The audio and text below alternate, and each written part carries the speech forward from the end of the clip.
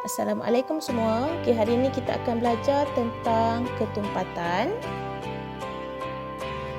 Okay, seterusnya kita tengok dulu apakah standard pembelajaran, iaitu yang pertama, para pelajar haruslah dapat menyusun bahan mengikut urutan berdasarkan ketumpatan, meramalkan sama ada bahan akan terapung atau tenggelam berdasarkan ketumpatan, mendefinisikan secara operasi maksud ketumpatan, mengira ketumpatan dengan menggunakan rumus ketumpatan, menerangkan fenomena yang berkaitan dengan perbezaan ketumpatan dalam kehidupan seharian, membuat inovasi objek, makanan atau minuman menggunakan konsep ketumpatan. Okey, sekarang kita akan lihat formula. Okey. Jika dilihat di sini, formula ketumpatan adalah jisim per isi padu. Yang di mana unit jisim adalah gram dan unit isi padu adalah sentimeter kuasa 3. Okey, formula ini boleh diwakili dengan menggunakan segitiga, di mana di bahagian atas adalah jisim dan di bahagian bawah adalah ketumpatan dan isi padu. Di mana segitiga ini mempunyai dua garis, iaitu garis melintang dan juga garis menegak. Garis yang melintang ini diwakili oleh bahagi, manakala garis yang menegak ini diwakili oleh darab. Okey, jadi kita macam mana kita nak baca segitiga ini? Okey, kita rujuk pada formula dahulu, iaitu ketumpatan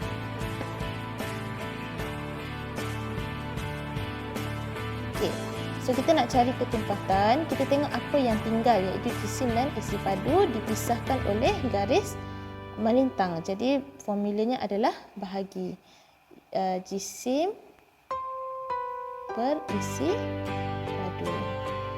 Okey, sekiranya soalan itu ingin tanya jisim, maka kita guna saja formula pada garis ini. Jisim. Okey, so apa yang tinggal? Ketumpatan dan isi padu dipisahkan oleh garis menegak, iaitu darab, iaitu ketumpatan darab isi padu. Samalah juga dengan sekiranya soalan ingin tanya isi padu. Jadi apakah formulanya?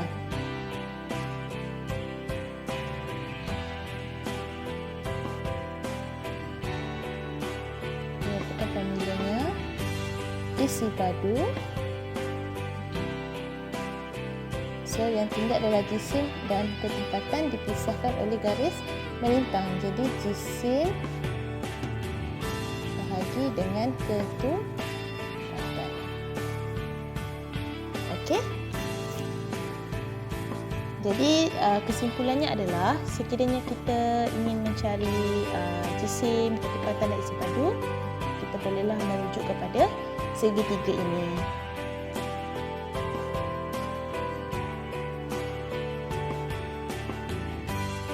Okey, sekarang kita akan membuat perbandingan ketumpatan. Okey, sila lihat pada raja. Terdapat 3 jenis cecair yang diisi ke dalam bika, iaitu petrol, air dan merkuri, di mana bacaan ketumpatannya adalah petrol 0.8, air 1, merkuri 13.6. Okey, dekat sini kita lihat air ya.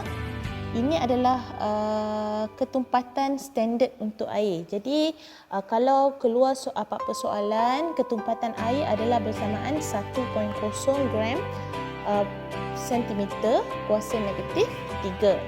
Okey, jadi macam mana kita nak buat perbandingan? Okey, kalau kita lihat pada nombor yang diberi, merkuri mempunyai bacaan yang paling tinggi. Jadi merkuri dikatakan merupakan bahan yang mempunyai ketumpatan paling tinggi. Dan petrol bacaannya paling rendah, iaitu 0.8. Maka petrol adalah paling kurang tumpat. Jadi bahan yang paling tumpat akan berada di paling bawah, manakala bahan yang kurang tumpat akan berada di bahagian paling atas.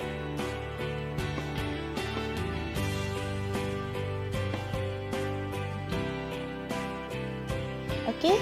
Sekarang kita nak belajar tentang macam mana kita nak menyusun ketumpatan itu dari susunan menaik ataupun menurun. Okey. Ini adalah rajah di mana terdapat 3 bahan yang diisi dalam sebuah bikar, iaitu kita ada kuprum, air dan gabus. Okey. Kuprum mempunyai ketumpatan paling tinggi iaitu 8.92, di mana kuprum berada di bahagian paling bawah, manakala gabus adalah ketumpatan paling rendah iaitu 0.24 sahaja. Jadi macam mana kita nak susun kedudukan secara menaik, iaitu kita mengambil bahan yang paling kurang tumpat kepada bahan yang paling tumpat. Jadi kita akan ambil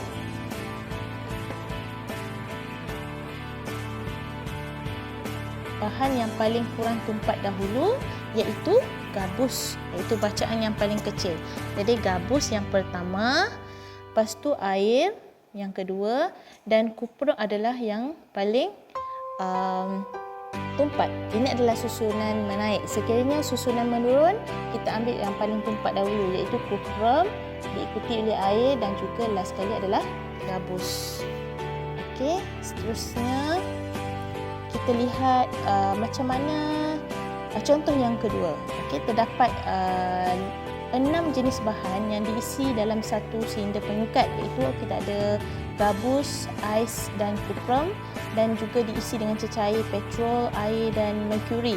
Jadi bila kita letak dalam satu silinder penyukat, maka kedudukannya akan jadi sebegini, seperti dalam rajah. Jadi macam mana kita nak susun ketumpatan paling secara menaik, iaitu kita ambil daripada ketumpatan paling rendah kepada ketumpatan paling tinggi.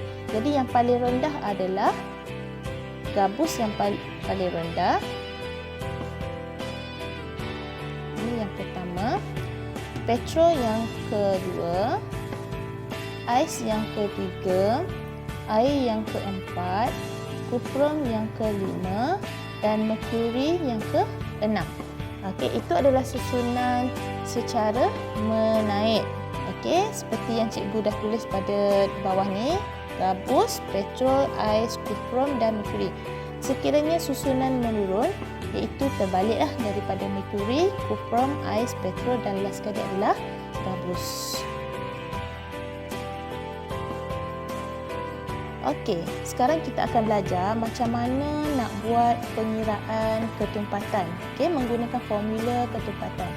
Okey, diberi jisim objek 50 gram, isi padu objek 100 cm padu ataupun kuasa 3, maka kita bahagikan sahajalah 50 bahagi 100 cm kuasa 3. Okey, kat sini cikgu nak ajar macam mana penulisan formula penulisan unit bagi ketumpatan. Kalau kita lihat di sini, kenapa sentimeter negatif 3 ditulis dekat sini? Kenapa jadi gram negatif sentimeter negatif 3? Okey, kerana apabila kita telah bahagi, iaitu 5 bahagi dengan 100, maka kita dapat 0.5. Sentimeter negatif 3, positif 3 ni kita ingin bawa ke atas. Okey, jadi sentimeter kuasa 3 bila dibawa ke atas, dia akan jadi negatif. Jadi sebab itu kita tulis gram sentimeter negatif 3. Ataupun kalau tak biasa dengan penulisan ini, murid juga boleh tulis seperti biasa, ya. Macam mana kita nak tulis? Contohnya bila kita tekan kalkulator, kita tekan 50 bahagi 100, kita dapat 0.5. Okey, 0.5. Macam mana nak tulis? Para pelajar boleh tulis macam ini pun dikira betul, iaitu 0.5 gram per sentimeter kuasa 3.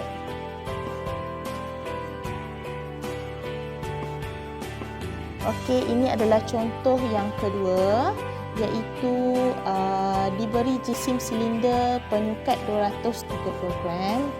Cikgu lukis dekat sini untuk faham soalan. Silinder penyukat ini jisim dia 230 gram. Okey, yang kosong. Okey, jisim silinder penyukat tambah cecair. Bermaksud bila kita isi apa-apa jenis cecair, dia bila kita dah isi sini, maka berat tadi jisim tadi telah bertambah menjadi 320 gram. Okey. Jadi diberi juga berapa banyak isi padu cecair yang diisi. Cecair yang diisi adalah sebanyak 50 cm kuasa 3. Okey. Iaitu isi padu ni adalah 50 cm kuasa 3 ataupun 50 ml lah, sama saja. Okey, berapakah ketumpatan cecair tersebut? Jadi, macam mana kita nak kira? Kita guna formula iaitu jisim per isi padu. Kita masukkan saja. Okey, jisim dekat sini kita kena cari dululah, iaitu jisim cecair. Yang ini 320 gram ni adalah silinder penyukat yang telah ditambah dengan air. 230 gram ni adalah isi padu jisim bagi silinder penyukat yang kosong. Maka kita kena tolak. Jadi bila kita tolak, kita dapat 90 gram bahagi saja dengan 50 cm kuasa 3, kita akan dapat 1.8 gram per cm kuasa 3. Okey, seterusnya. Okey, ini adalah kaedah sesaran air. Diberi bacaan awal adalah 50 ml dan setelah kita letak batu, bacaan akhir adalah 80 ml. Okey, berapakah ketumpatan batu tersebut jika jisim batu tersebut 60 gram? Okey, jadi kita masuk saja formula. Jisim adalah 60 gram. Okey. Isi padu, macam mana nak dapatkan isi padu batu tersebut? Sebab batu ni dia mempunyai permukaan yang tidak rata, tidak sekata. Jadi kita susah nak kira isi padunya, maka kita guna kaedah sesaran air di mana jisim isi padu awal air adalah 50, setelah kita letak batu dia jadi 80. Jadi kita kena tolakkan dia, bacaan akhir tolak bacaan awal, kita dapat 30 cm kuasa 3. Jadi itu adalah jisim batu. Jadi 60 bahagi dengan 80 tolak 50, kita dapat sini 30. Jadi bila kita bahagikan, kita akan dapat 2 gram per cm kuasa 3. Okey, itu saja yang kita akan belajar untuk hari ini. Cikgu harap semua faham dan manfaatkan ilmu yang telah cikgu berikan ini. Okey, itu saja. Sekian. Terima kasih.